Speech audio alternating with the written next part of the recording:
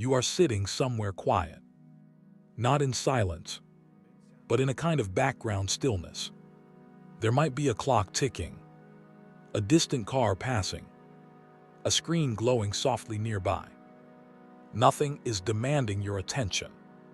Nothing is collapsing. Nothing is obviously wrong. And yet inside your body, something feels held. Not tense in a sharp way. Not painful in a clear way. Just contained. Like a breath that never fully reaches the bottom. You don't think I am struggling. You don't think I need help. You think something smaller. Something quieter. I'm fine. You've said it so many times that it feels true. You might even mean it. But beneath the word fine, there is often a second layer. A thin film of tiredness. Not the kind that comes from doing too much. The kind that comes from being careful for a very long time. You may notice it when you're alone. When nobody is watching. When there's no role to play. Your shoulders drop a little. Your face softens. And for a moment, you realize how much effort you usually carry. Not effort toward tasks. Effort toward being acceptable. Effort toward being easy. Effort toward not disrupting the emotional surface of the room. It didn't start as a personality trait. It started as awareness. A child noticing patterns. Noticing which expressions caused tension. Noticing which questions led to sighs. Noticing when adults became busy, distant, overwhelmed, or sharp. The child didn't analyze this. The child didn't label it. The child simply adjusted. A little less volume. A little fewer needs. A little more self-containment. Not because anyone announced a rule. Not because anyone said, be invisible. But because invisibility felt safer than unpredictability. So the child learned something subtle. If I don't ask, I can't be refused. If I don't show, I can't be dismissed. If I don't take up space, I won't create problems. This wasn't sad in the moment. It felt practical. It felt stabilizing. It felt like competence. And competence gets rewarded. You're so mature. You're so easy. You don't cause trouble. These words land softly. They sound like praise. But to a child, they also translate into keep going. Keep being this way. So the child does. Again. And again. And again. Over time, the adjustment becomes automatic. No longer a strategy. No longer a choice. Just the way you are. You grow up. You learn language. You learn skills. You learn how to function in the world. But the original orientation remains quietly underneath. Do not be a burden. You might not consciously think this. It might not appear as a sentence. It appears as reflex. You hesitate before asking for help. You minimize when something hurts. You frame your needs as jokes. You offer support faster than you receive it. You notice what others want before checking what you want. None of this feels dramatic. It feels normal. It feels reasonable. It feels like being a decent human. But over time, something subtle happens. Your inner world becomes organized around management. Not repression. Not suppression. Management. You monitor your reactions. You edit your tone. You smooth your edges. You file down anything that feels too sharp, too heavy, too inconvenient. You are not lying. You are curating. And curation costs energy. A small amount each moment. So small you don't notice it. But constant. Like a phone running dozens of background apps. Nothing crashes. Nothing freezes. But the battery drains faster than it should. You may notice this as a quiet fatigue. a heaviness that doesn't correspond to effort, a sense that even pleasant days leave you needing recovery. You look at your life and think, nothing terrible is happening. So why do I feel like this? The mind searches for concrete reasons. Sleep, diet, motivation, discipline. But often, the tiredness isn't about physical depletion.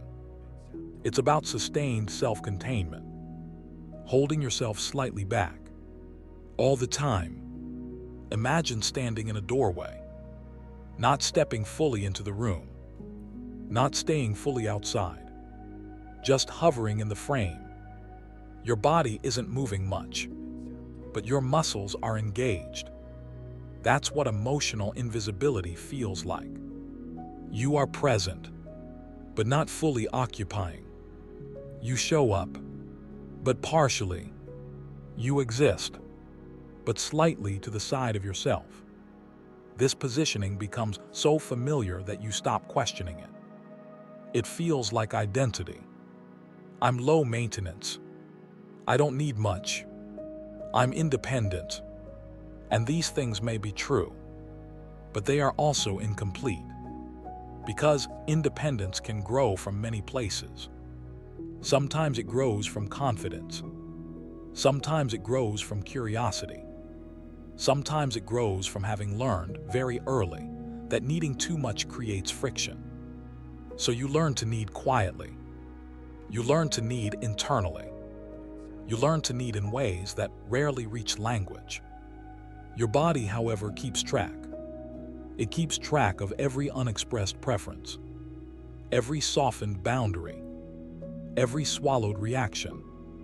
Not as resentment, not as bitterness, just as weight, gentle, accumulating. You may notice it when you try to rest. You lie down. You stop moving. You remove external demands. But inside, something stays alert.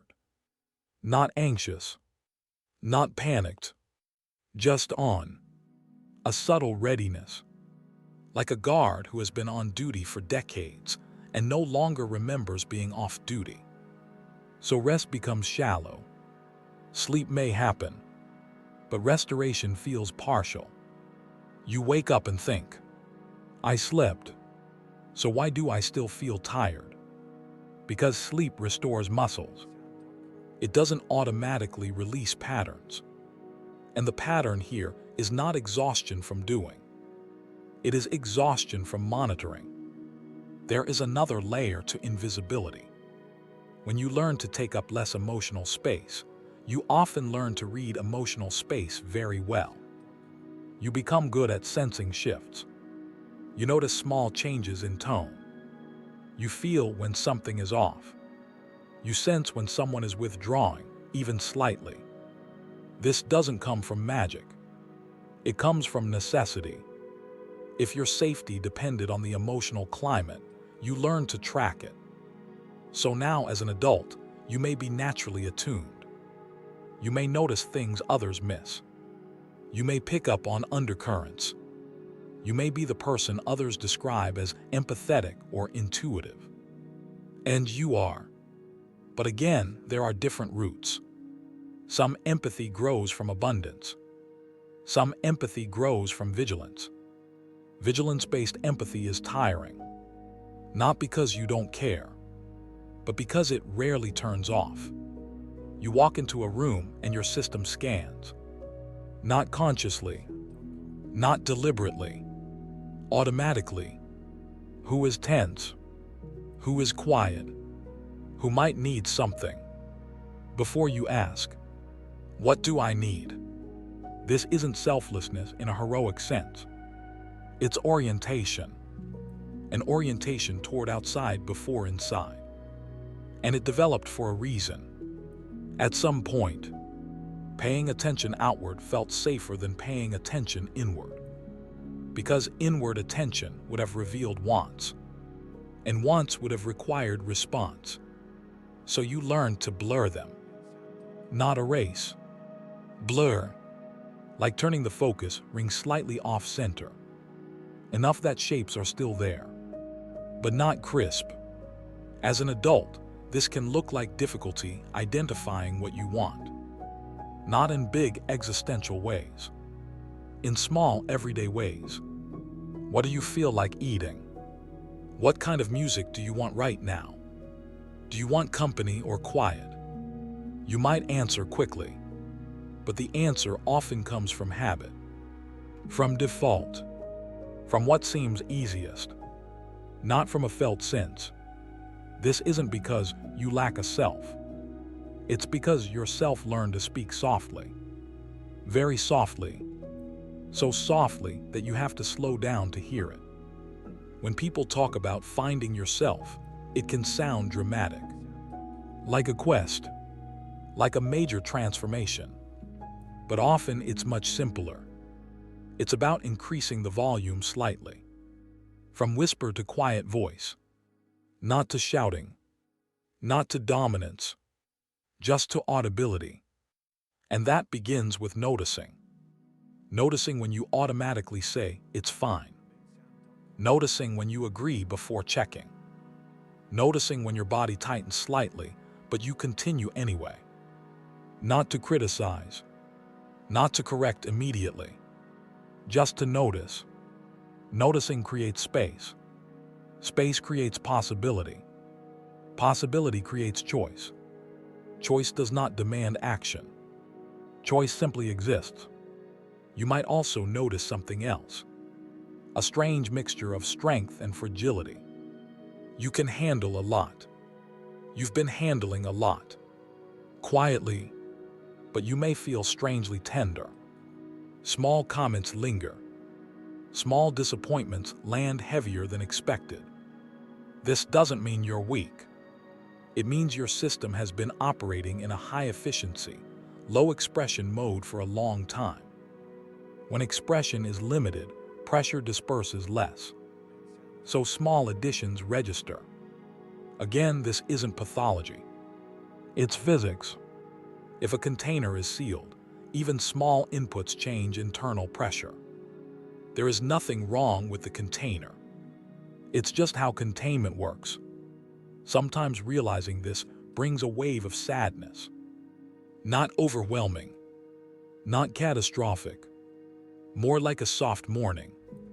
For the child who learned to disappear to keep things smooth. For the moments you didn't get to be messy. For the versions of you that stayed unexpressed. You don't need to dwell there. You don't need to excavate every memory. But allowing a little acknowledgement can be gentle. Something like, "That was hard," not in a dramatic sense, in a quiet human sense. And then a second thought. You did what made sense. Both can exist. There is room now for a different relationship with your inner world. Not a radical one. Not an identity overhaul. A relational one. You relating to yourself with slightly more curiosity.